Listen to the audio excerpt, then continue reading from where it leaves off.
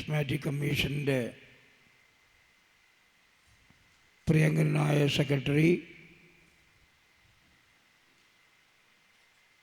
Father Joseph താമരവെളിയിൽ, ഇവിടെ സന്നിഹിതരായിരിക്കുന്ന മറ്റു വൈദികരെ, പ്രിയപ്പെട്ട സിസ്റ്റേഴ്സ്, പ്രിയപ്പെട്ട സഹോദരി സഹോദരന്മാരെ, ഈ 3 ദിവസത്തെ ഗ്രാൻഡ് കോൺഫറൻസ് സംബന്ധിക്കുന്ന നിങ്ങൾ ഓരോരുത്തരെയും ഞാൻ ഹൃദയപൂർവം ഈ ഒരു കോൺഫറൻസിലേക്ക് സ്വാഗതം ചെയ്യുകയാണ്. ദൈവത്തിൻ്റെ പരിശുദ്ധാത്മാവ് നിങ്ങളിൽ ശക്തിയായി പ്രവർത്തിക്കട്ടെ എന്നും അതുവഴിയായി അടയാളങ്ങളും അത്ഭുതങ്ങളും നിങ്ങളിരിക്കുന്നിടത്തൊക്കെ ചെയ്യുവാൻ നിങ്ങൾക്ക് കഴിയട്ടെ എന്നും ഞാൻ പ്രത്യേകമായി ആശംസിക്കുന്നു. കരിസ്മാറ്റിക് പ്രസ്ഥാനം ആരംഭിച്ചിട്ട് 2026 50 വർഷങ്ങളാവും. അതിനുള്ള ഒരുക്കങ്ങളാണ് നമ്മളിപ്പോൾ നടത്തിക്കൊണ്ടിരിക്കുന്നത്. ഒരു നവീകരണ പ്രക്രിയയിലൂടെ നമ്മളെയും മറ്റുള്ളവരെയും നവീകരിക്കുന്നതിന് വേണ്ടിയിട്ടുള്ള ഒരു തയ്യാറെടുപ്പാണ് നമ്മൾ നടത്തിക്കൊണ്ടിരിക്കുന്നത്. അതിനുവേണ്ടി ഇന്നത്തെ സുവിശേഷം വളരെ മനോഹരമായിട്ട് താമരവിളിയച്ഛൻ ഇവിടെ വായിക്കുകയുണ്ടായി. കർത്താവായ യേശുക്രിസ്തുവിൻ്റെ ജ്ഞാനസ്നാനം, അതുപോലെ മരുഭൂമിയിലെ പരീക്ഷണം, അതുപോലെ അവിടുന്ന് ആദ്യമായി നടത്തുന്ന സുവിശേഷ പ്രഘോഷണം. ഇതാ സമയം സമാഗതമായി, ദൈവരാജ്യം സമീപിച്ചിരിക്കുന്നു, സുവിശേഷത്തിൽ വിശ്വസിക്കുവിൻ, പശ്ചാത്തപിക്കുവിൻ എന്നുള്ള ആഹ്വാനം നൽകിക്കൊണ്ട് അവിടുന്ന് ജനങ്ങളുടെ ഇടയിലേക്ക് ഇറങ്ങി വരികയാണ്. നൂറ്റാണ്ടുകൾക്ക് മുമ്പ് ക്രിസ്തു അവിടെ പ്രഘോഷിച്ച ആ വചനം ഇവിടെയും ഇന്ന് കർത്താവായ ഈശോ പ്രഘോഷിക്കുകയാണ്. അത് നിങ്ങളുടെ ഹൃദയത്തിൽ പ്രകമ്പനം കൊള്ളിക്കട്ടെ എന്ന് ഞാൻ പ്രാർത്ഥിക്കുന്നു. ഇതാ സമയം സമാഗതമായി, അല്ലെങ്കിൽ പൂർത്തീകരിച്ചു. നിങ്ങൾ പശ്ചാത്തപിച്ച് സുവിശേഷത്തിൽ വിശ്വസിക്കുവിൻ, ദൈവരാജ്യം ഇതാ സമാഗതമായിരിക്കുന്നു എന്നൊക്കെ പറഞ്ഞുകൊണ്ടാണ് അവിടെ നിന്ന് പ്രസംഗം ആരംഭിക്കുന്നത്. പ്രിയപ്പെട്ടവരെ, ഈ ദിവസങ്ങളിൽ ഇതിനെക്കുറിച്ച് നിങ്ങൾക്ക് കൂടുതൽ ചിന്തിക്കുവാനും നവീകരിക്കപ്പെടുവാനുമുള്ള ആ ദാഹം നിങ്ങളിൽ ഓരോരുത്തരും ഉണ്ടാകട്ടെ എന്ന് ഞാൻ പ്രത്യേകമായി ആശംസിക്കുന്നു. ഇവിടെ കുർബാനയും പ്രസംഗവും എല്ലാം കൂടി ഏതാണ്ട് 1.5 മണിക്കൂറാണ് ഉള്ളത്. അപ്പം അതുകൊണ്ട് നീട്ടിപ്പിടിച്ച് പ്രസംഗിക്കാൻ എനിക്ക് പറ്റില്ല എന്നെനിക്കറിയാം. എങ്കിലും കുറച്ച് കാര്യങ്ങൾ പറയാൻ ഞാൻ ആഗ്രഹിക്കുകയാണ്. അതായത്, ഈ നവീകരണ പ്രസ്ഥാനം വഴി നമുക്ക് ലഭിച്ച അനുഗ്രഹങ്ങൾ നിരവധിയാണ്. ഈ നവീകരണ പ്രസ്ഥാനം വഴി പരിശുദ്ധാത്മാവിന് നമുക്ക് ലഭിക്കാനിടയായി, പരിശുദ്ധാത്മാവിന് മറ്റുള്ളവർക്ക് നമുക്ക് നൽകുവാനിടയായി.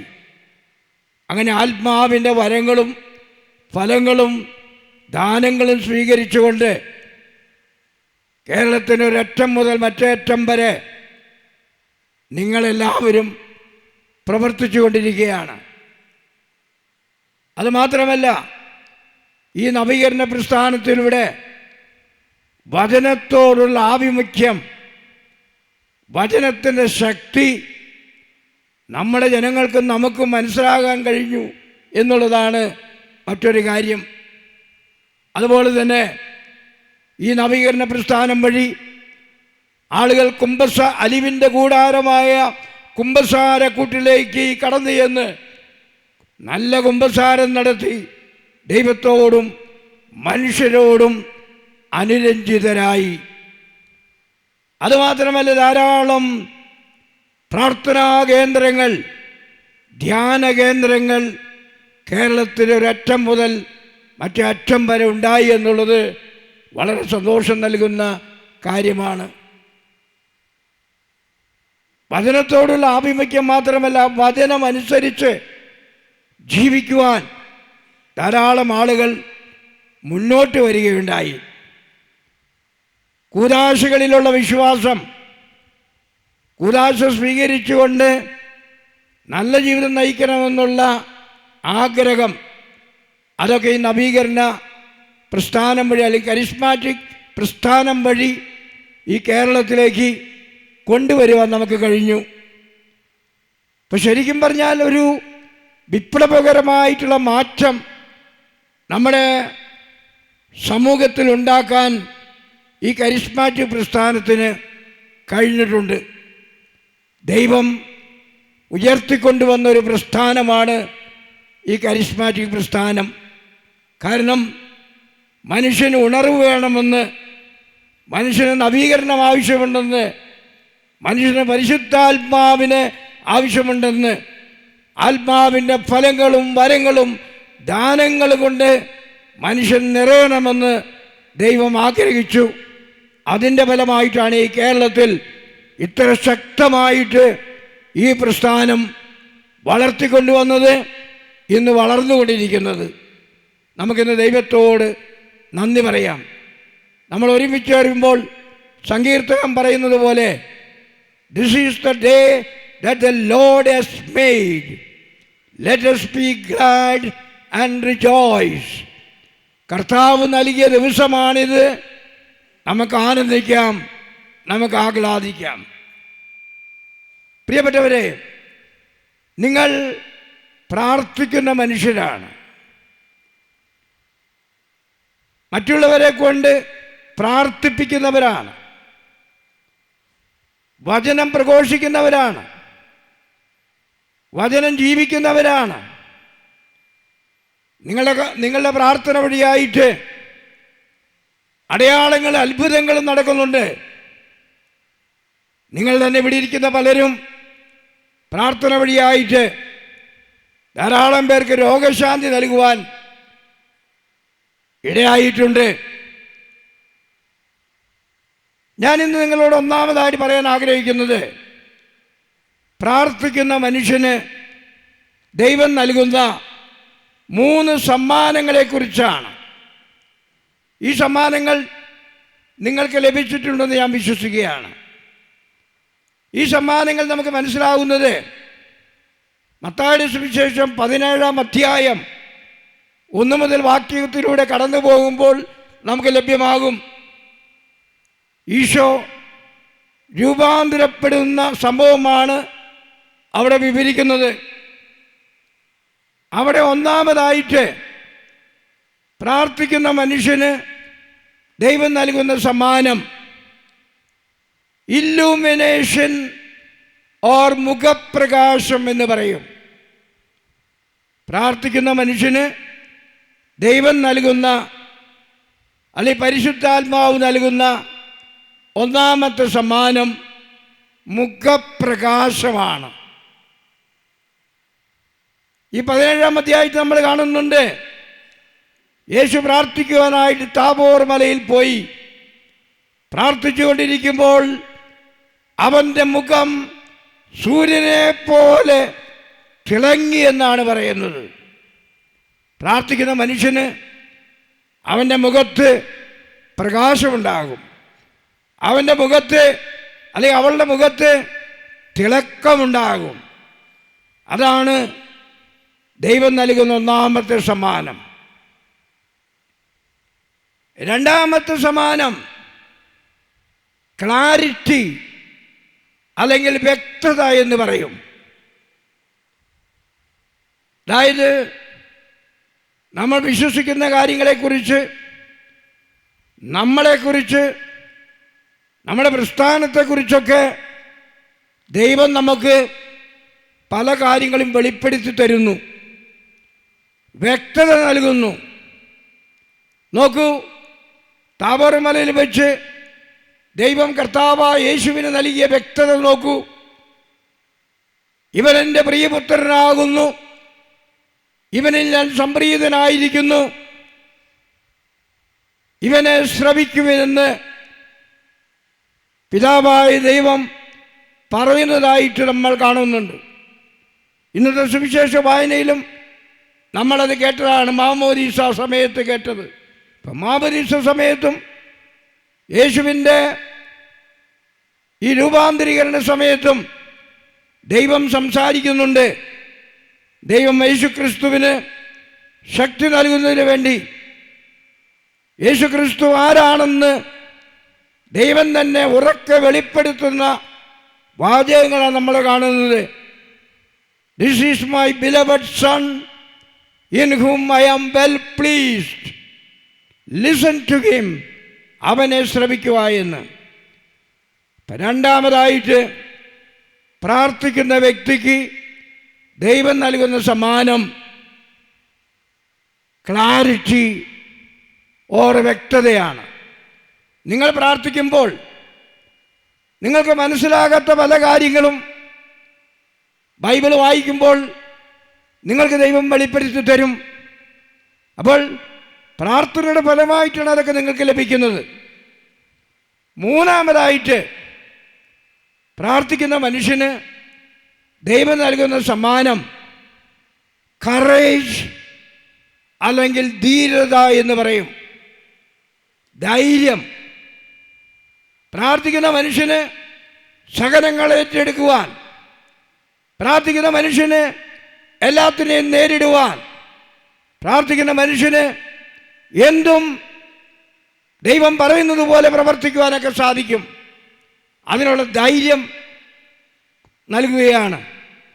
നമുക്കറിയാം, കർത്താവ് താബോർ മലയിൽ രൂപാന്തരപ്പെട്ടതിന് ശേഷം പിന്നെ അവിടുന്ന് നമുക്കറിയാം കുറച്ചു നാൾ കഴിയുമ്പോൾ സഹനത്തിൻ്റെ പാതയിലൂടെ സഞ്ചരിക്കുന്നതായിട്ട് ജെറൂസലമിൽ പോയി അവിടുന്ന് നമുക്ക് വേണ്ടി 2 കള്ളന്മാരുടെ നടുവിൽ മരിക്കുകയാണ് ഉണ്ടായത്.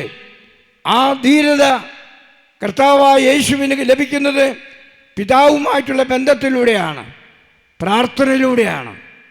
നമുക്കും ഈ കറേജ്, ഈ ധൈര്യം പ്രാർത്ഥന വഴിയായിട്ട് സമ്പാദിക്കാനായിട്ട് പ്രത്യേകം നോക്കാം. പ്രിയപ്പെട്ടവരെ, ഇന്ന് സഹനങ്ങളുടെ കാലമാണ്.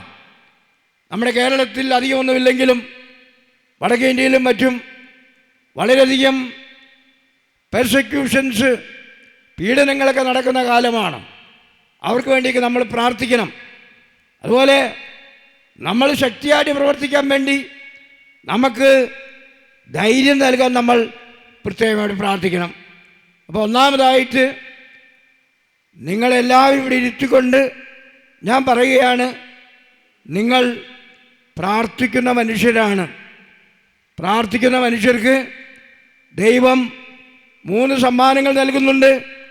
ആ 3 സമ്മാനങ്ങളും നിങ്ങൾക്കെല്ലാവർക്കും ലഭിച്ചിട്ടുണ്ടെന്ന് ഞാൻ വിശ്വസിക്കുകയാണ്. 1 മുഖപ്രകാശം, 2 വ്യക്തത, 3 ധൈര്യം. പ്രിയപ്പെട്ടവരെ, രണ്ടാമതായിട്ട് എനിക്ക് പറയാനുള്ളത്, ഈ കാലഘട്ടം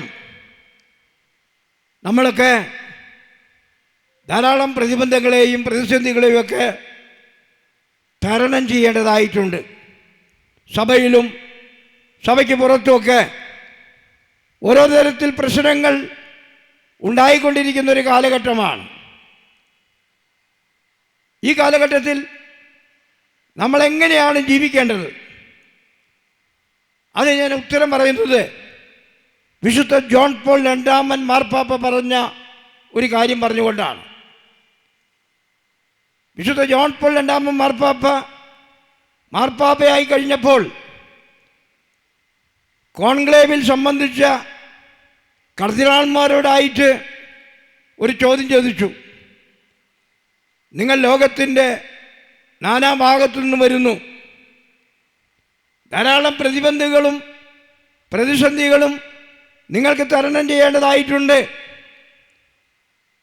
നിങ്ങളിതൊക്കെ മാറ്റിക്കളയുവാനായിട്ട് എന്ത് പോംവഴികളാണ് നിർദ്ദേശിക്കുന്നതെന്ന് നമുക്കറിയാം. കർദിനാൾമാരെല്ലാവരും വളരെ എക്സ്പെർട്സാണ്, വിദഗ്ധരാണ് പല കാര്യങ്ങളിലും. അവരോരോരുത്തരും എഴുന്നേറ്റ് നിന്ന് ഉത്തരങ്ങൾ നൽകി. എല്ലാം പറഞ്ഞു കഴിഞ്ഞപ്പോൾ നമ്മുടെ വിശുദ്ധനായ ജോൺ പോൾ രണ്ടാം മാർപ്പാപ്പ അവരെ നോക്കിയിട്ട് പറഞ്ഞു, ഹൃദയത്തിൽ അഗ്നിയുള്ളവരും കാലുകളിൽ ചിറകുമുള്ളവരുമായ ഏതാനും പേർക്ക് നിങ്ങൾ രൂപം കൊടുക്കൂ. നിങ്ങളുടെ പ്രതിബന്ധങ്ങളെയും പ്രതിസന്ധികളെയും നിങ്ങൾക്ക് തരണം ചെയ്യാൻ കഴിയുമെന്ന്.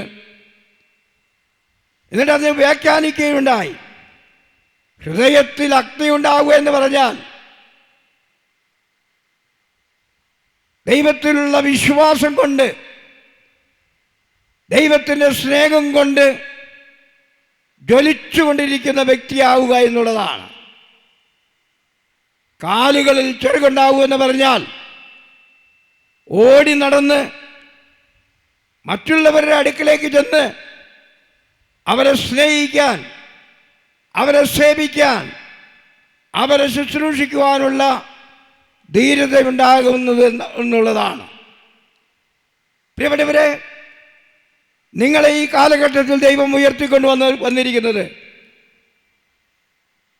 എനിക്ക് തോന്നുന്നു ഈ ഒരു കാര്യത്തിന് വേണ്ടിയിട്ടാണ്.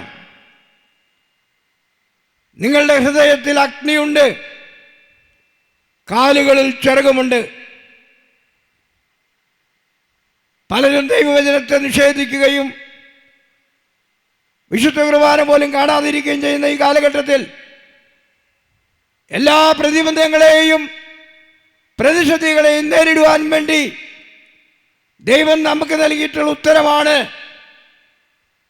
നമ്മുടെ ഹൃദയത്തിൽ അഗ്നി ഉണ്ടാകണം, കാലുകളിൽ ചിറകുണ്ടാവണം.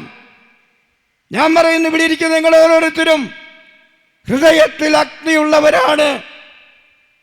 കാരണം നിങ്ങളുടെ വിശ്വാസം ദൃഢമായിട്ടുള്ളതാണ്. ദൈവത്തിൻ്റെ സ്നേഹം നിങ്ങൾ അനുഭവിച്ചിട്ടുള്ളവരാണ്. അതുകൊണ്ട് ഞാൻ പറയുന്നു, നിങ്ങളുടെ ഹൃദയത്തിൽ അഗ്നിയുണ്ട്, കാലുകളിൽ ചിറകുണ്ട്. ഭൗതികമായും ശാരീരികമായും ആത്മീയമായിട്ടൊക്കെ മനുഷ്യരെ സഹായിക്കുവാനായിട്ട് നിങ്ങളെപ്പോഴും റെഡിയാണ്.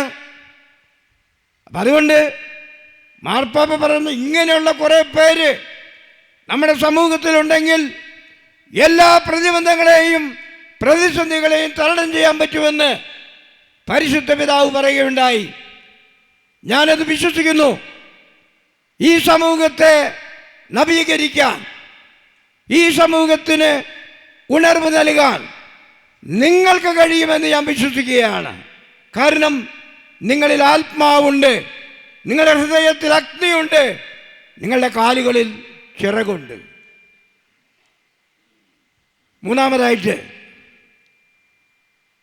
നിങ്ങളെല്ലാവരും കരിസ്മാറ്റിക് പ്രസ്ഥാനവുമായിട്ട് ബന്ധപ്പെട്ട് പ്രവർത്തിക്കുന്നവരാണ്. ധ്യാന കേന്ദ്രത്തിൽ പ്രവർത്തിക്കുന്നു, ധ്യാനം കൊടുക്കാൻ പോകുന്നു, നിരവധി കാര്യങ്ങൾ നിങ്ങൾ ചെയ്തുകൊണ്ടിരിക്കുന്നുണ്ട്. പ്രത്യേകിച്ച് നമ്മുടെ താമരവെളി അച്ഛൻ്റെ നേതൃത്വത്തിൽ നമ്മുടെ സഭയിൽ ഏകവും വിശുദ്ധവും സാർവത്രികവും അപ്പസ്തോലികവുമായ നമ്മുടെ സഭയിൽ ധീരമായി പ്രവർത്തിക്കാൻ നിങ്ങൾ കിണഞ്ഞ് പരിശ്രമിക്കുന്നുണ്ടെന്ന് എനിക്കറിയാം. നിങ്ങളെ പിശാച് ദ്രോഹിക്കാതിരിക്കാൻ, പിശാച് നിങ്ങളെ വഴിതെറ്റിക്കാതിരിക്കാൻ നിങ്ങളെപ്പോഴും ശ്രദ്ധിക്കണം. പിശാച് ദൈവത്തോടടുക്കുന്നവരെ, മനുഷ്യരെ സഹായിക്കുന്നവരൊക്കെ അതിൽ നിന്നെല്ലാം അകറ്റിക്കൊണ്ടുപോകാൻ സദാ പ്രവർത്തിച്ചുകൊണ്ടിരിക്കുകയാണ്. അതിൽ നിങ്ങളൊന്നും വീഴരുതെന്നാണ് എനിക്ക് പ്രത്യേകം പറയാനുള്ളത്. ഞാൻ ഓർക്കുകയാണ്, ഒരു സംഭവം ഞാൻ ഒരിക്കലും വായിക്കുകയുണ്ടായി. ഒരു ദിവസം വിശുദ്ധ അന്തോനീസ് പുണ്യാളൻ റോഡിലൂടെ ഇങ്ങനെ നടന്നു പോവുകയാണ്. അങ്ങനെ നടന്നു പോകുമ്പോൾ ലൂസിഫർ എന്ന് പറയുന്ന പിശാച് അന്തോനീസ് പുണ്യാളൻ്റെ കൂടെ കൂടി. ഇയാളെ ഒന്ന് പരീക്ഷിച്ച് കളയാമെന്ന് വിചാരിച്ചുകൊണ്ട് കൂടെ കൂടുകയാണ്. അന്തോനീസ് ലൂസിഫറുമായി സംസാരിച്ചു. ലൂസിഫർ പിശാചാണെന്നും അവൻ നരകത്തിന് തലവനാണെന്നും അന്തോനീസിന് മനസ്സിലായി. അപ്പോൾ നരകത്തിൽ എങ്ങനെയുണ്ട്, നരകത്തിൽ എങ്ങനെയാണ് ജീവിക്കുന്നതെന്നൊക്കെ അന്തോനീസ് ചോദിച്ച് മനസ്സിലാക്കി. ഇങ്ങനെ കുറച്ച് കഴിയുമ്പോൾ ഒരു മനുഷ്യൻ തുള്ളിച്ചാടി വരുന്നത് കണ്ടു. തുള്ളിച്ചാടി അട്ടഹസിച്ച് എല്ലാം അയാൾ ഒച്ച വെച്ചുകൊണ്ട് ഇങ്ങനെ നടന്നു വരികയാണ്. ആ നടന്നു വരുന്ന മനുഷ്യനെ കണ്ടപ്പോൾ വിശുദ്ധ അന്തോനീസിന് മനസ്സിലായി, അയാൾ സത്യം കണ്ടെത്തിയിരിക്കുന്നു. അയാൾ സത്യം കണ്ടെത്തിയിരിക്കുന്നു. സത്യം കണ്ടെത്തിയവൻ എവിടെ പോയാലും ജയിക്കുമെന്ന് നമുക്കറിയാം. അപ്പോൾ അന്തോനീസ് ലൂസിഫറിനോട് പറഞ്ഞു, ലൂസിഫറെ, ഇനി ഒരിക്കലും നിനക്കവനെ തോൽപ്പിക്കാൻ പറ്റില്ല. കാരണം അവൻ സത്യം കണ്ടെത്തിയിരിക്കുന്നു. ഇനി അവൻ ആ സത്യം പ്രചരിപ്പിക്കുന്നതിന് വേണ്ടി, ആ സത്യം വിളിച്ചു പറയുന്നതിന് വേണ്ടി അവൻ്റെ ജീവിതം മുഴുവനും ചെലവഴിക്കുമെന്നും. പക്ഷെ ലൂസിഫർ പിശാചാണ്. പിശാചിനെ അങ്ങനെയൊന്നും തോൽപ്പിക്കാൻ പറ്റില്ല. വിശുദ്ധ അന്തോനീസിനോട് ലൂസിഫർ പറയുകയാണ്, അന്തോനീസേ, ഇനിയാണ് അവനെ എൻ്റെ കൂട്ടത്തിലേക്ക് എടുക്കാൻ ഏറ്റവും എളുപ്പം. ഞാനൊരു കാര്യം ചെയ്യും, അവൻ്റെ കൂടെ നിൽക്കാൻ കുറേ ആളുകളെ കൊടുക്കും. അവൻ്റെ പ്രസ്ഥാനം ഞാൻ വളർത്തിക്കൊണ്ടുവരും. വലിയൊരു പ്രസ്ഥാനമായിട്ട് അത് വളരും. ഇങ്ങനെ വളർന്നു കഴിയുമ്പോൾ ഞാൻ അവന് ധാരാളം സമ്പത്ത് കൊടുക്കും. ധാരാളം അവൻ സമ്പന്നനായിത്തീരും. അവൻ്റെ കൂടെയുള്ളവരും സമ്പത്ത് കൈവരിക്കും.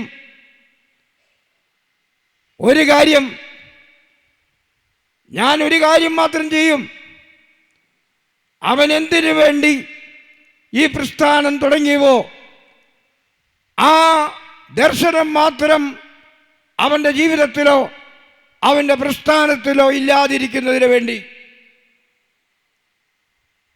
അന്തോനീസ് പുണ്യാളൻ തലകുമ്പിട്ട് പതുക്കെ നടന്നുപോയി എന്നാണ് പറയുന്നത്.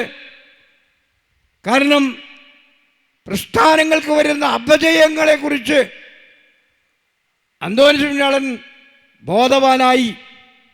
നമുക്കറിയാം, രാഷ്ട്രീയമായാലും ആധ്യാത്മികമായിട്ടുള്ള കാര്യങ്ങളായാലും സഭയായാലും ഒക്കെ സത്യം പ്രചരിപ്പിക്കുന്നതിന് വേണ്ടി, ക്രിസ്തുവിനെ പ്രചരിപ്പിക്കുന്നതിന് വേണ്ടി നമ്മൾ ഓടി നടക്കുന്നു. നമ്മുടെ കൂടെ ആളുകൾ വരുന്നു, നമ്മുടെ പ്രസ്ഥാനം വളരുന്നു. നമ്മളതിലൊക്കെ ചിലപ്പോൾ അഹങ്കരിച്ചു പോകും. ധാരാളം പണം നമുക്ക് കിട്ടും. ഇതിൻ്റെയൊക്കെ ഫലമായിട്ട് പിശാച് പറയുകയാണ്, അവൻ എന്തിനു വേണ്ടി ഈ പ്രസ്ഥാനം തുടങ്ങിയോ ആ പ്രസ്ഥാനത്തിൽ അവൻ തുടങ്ങിയ ദർശനം ഇല്ലാതിരിക്കാൻ വേണ്ടി ഞാൻ ശ്രമിക്കുമെന്ന്. നമ്മുടെ പ്രസ്ഥാനത്തെക്കുറിച്ച് നമ്മൾ ചിന്തിക്കുമ്പോൾ എപ്പോഴും ചിന്തിച്ചുകൊണ്ടിരിക്കണം. അങ്ങനെ സംഭവിക്കരുത്. പിശാച് നമ്മളെ ദ്രോഹിക്കാൻ നടക്കുകയാണ്, നമ്മളെ വഴിതെറ്റിക്കുവാൻ. അങ്ങനെയുള്ള അവസരങ്ങളിൽ നമ്മൾ ഒരിക്കലും എന്തിനു വേണ്ടി നമ്മൾ തുടങ്ങിയോ ആരെപ്പറ്റിയാണ് നമ്മൾ പ്രസംഗിക്കുന്നുവോ അതൊക്കെ ധീരമായിട്ട് പ്രസംഗിക്കാൻ, ശക്തിയായി വിശ്വസിക്കാൻ നമ്മൾക്ക് കഴിയണം. പലപ്പോഴും പല പ്രസ്ഥാനങ്ങളൊക്കെ തോറ്റു തുന്നം പാടിയിട്ടുള്ളത് ഈ കാര്യം കൊണ്ടാണ്. ലൂസിഫർ പിന്നെ ഒരു കാര്യം കൂടി പറഞ്ഞു, ഞാൻ അവർക്ക് ധാരാളം പണം കൊടുക്കും, അവരെ പ്രസ്ഥാനത്തെ ഞാൻ വളർത്തും. കുറച്ച് കഴിയുമ്പോൾ ഒരൽപ്പം സ്വാർത്ഥത, ഒരൽപ്പം അഹങ്കാരം, ഒരൽപ്പം ഭിന്നത അവരുടെ ഇടയിൽ ഞാൻ വിതയ്ക്കും. അതിൻ്റെ ഫലമായിട്ട് അവൻ എന്തിനു വേണ്ടി അത് തുടങ്ങിയവോ ആ ഒരു കാര്യം അവിടെ ഉണ്ടാവില്ല. നമ്മൾ തുടങ്ങിയിരിക്കുന്നത് ഇതൊരു സുവിശേഷവൽക്കരണ പ്രക്രിയയാണ്. ദൈവത്തെ മനുഷ്യർക്ക് കൊടുക്കാൻ, മനുഷ്യരെ ദൈവത്തിന് തിരിച്ചു കൊടുക്കാൻ, അതാണ് നമ്മുടെ ലക്ഷ്യം. ആ ലക്ഷ്യത്തിന് ഒരിക്കലും കോട്ടം വരുത്തരുത്. ഏത് പിശാചു എന്ന് പറഞ്ഞാലും ആ പിശാചിനെ നേരിടാനുള്ള ശക്തി നിങ്ങൾക്ക് ഓരോരുത്തർക്കും ഉണ്ടാകണം. നവീകരണ പ്രസ്ഥാനത്തിലുള്ള നിങ്ങളെല്ലാവരും ഞാൻ ബഹുമാനിക്കുന്നു, ആദരിക്കുന്നു. നിങ്ങൾ ചെയ്യുന്ന പ്രവർത്തനത്തിന് ഞാൻ ദൈവത്തോട് നന്ദി പറയുന്നു, നിങ്ങളോട് നന്ദി പറയുന്നു. നിങ്ങളുടെ ഈ ഉത്സാഹം, നിങ്ങളുടെ ഈ വചനം മറ്റുള്ളവർക്ക് കൊടുക്കാനുള്ള തീക്ഷ്ണത നിങ്ങളിലെന്നും കത്തി ജ്വലിച്ചുകൊണ്ടിരിക്കട്ടെ എന്ന് ഞാൻ പ്രത്യേകമായിട്ട് പ്രാർത്ഥിക്കുകയാണ്. അപ്പോൾ ഞാനിന്ന് പറഞ്ഞ ഈ കാര്യങ്ങൾ നിങ്ങളുടെ ഹൃദയത്തിൽ കോറിയിടണമെന്ന് ഞാൻ നിങ്ങളോട് പറയുന്നു. ഇതിൻ്റെ ഫലമായിട്ട് ഈ പ്രസ്ഥാനത്തെ ദൈവത്തോടൊപ്പം നടന്നുകൊണ്ട് വലിയ പ്രസ്ഥാനമാക്കി തീർക്കാൻ ഇനിയും അനേകം പേർക്ക് ദൈവവചനം നൽകി, പ്രത്യേകിച്ച് അലിവിൻ്റെ കൂടാരമായ കുമ്പസാരക്കുട്ടിലേക്ക് അവരെ നയിച്ചുകൊണ്ട് ദൈവവുമായി മനുഷ്യരുമായി അനുരഞ്ജനപ്പെടാനായിട്ട് നമ്മുടെ ജനങ്ങളെ സഹായിക്കേണ്ട ചുമതല നിങ്ങൾക്ക് ഓരോരുത്തർക്കുണ്ടെന്ന് മനസ്സിലാക്കി അതിനുവേണ്ടി പ്രവർത്തിക്കാൻ നിങ്ങൾ കഴിയട്ടെ എന്ന് ഞാൻ പ്രത്യേകം പ്രാർത്ഥിക്കുന്നു.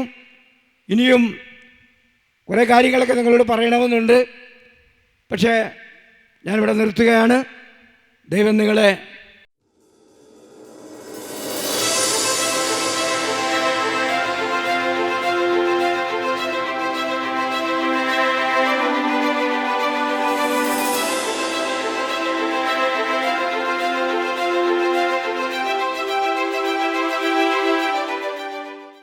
അനുഗ്രഹിക്കട്ടെ.